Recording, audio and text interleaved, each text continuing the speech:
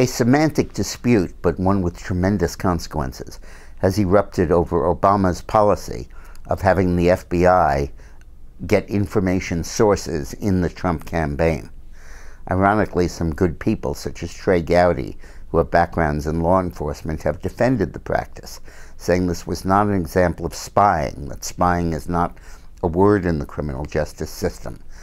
This was a system of confidential informants who are routinely used in law enforcement investigations. I beg to differ. Confidential informants are people who are whistleblowers, people who work in an agency, or in this case in the Trump campaign, and are permanent employees who discover wrongdoing and blow the whistle on them and go to the FBI and tell them about it. And the FBI says, okay, stay on your job, don't quit, don't protest publicly, just keep us informed about developments on this. Spies are people who are sent into the Trump campaign by the FBI and told, check around and see what you can find out about coordination with the Kremlin, and speak to as many people as you can and find out what the story is and let us know. There's a big difference between spies and confidential informants. Spying is an act of political warfare. It really is designed to elicit information, not just about Russia, but maybe on anything. Media buy plans, scheduling, debate preparation, everything within the Trump campaign. And by planting these people in the campaign, the FBI and Obama absolutely crossed a bright red line in American politics.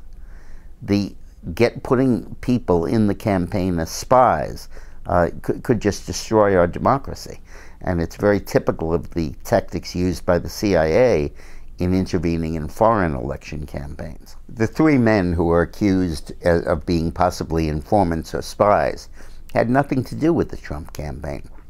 They weren't part of it. For all I know, they weren't even Trump supporters. They were people who had various relationships with people who were in the Trump campaign or with other portfolios, and hung around the campaign, took campaign workers out for drinks, like Downer, the Australian foreign minister, did with George Papadopoulos, the kid that worked in the campaign, and milked them for information, and then passed that info back to the FBI. Let's be clear, this was not an effort to prevent Russia from taking over our democracy or from subverting the process. This was an effort to spy on the Trump campaign and dig up dirt that Hillary could and did use in the debates and in her political campaign to try to defeat Donald Trump. And the negative research firm that they hired was not just Fusion GPS with campaign money. It was the FBI with taxpayer money. And this scandal goes all the way up to President Obama. You know, if he weren't a former president, I'd want to impeach him. You want to hear more? Click on the link at the end of this video to see my latest column. Thanks for watching.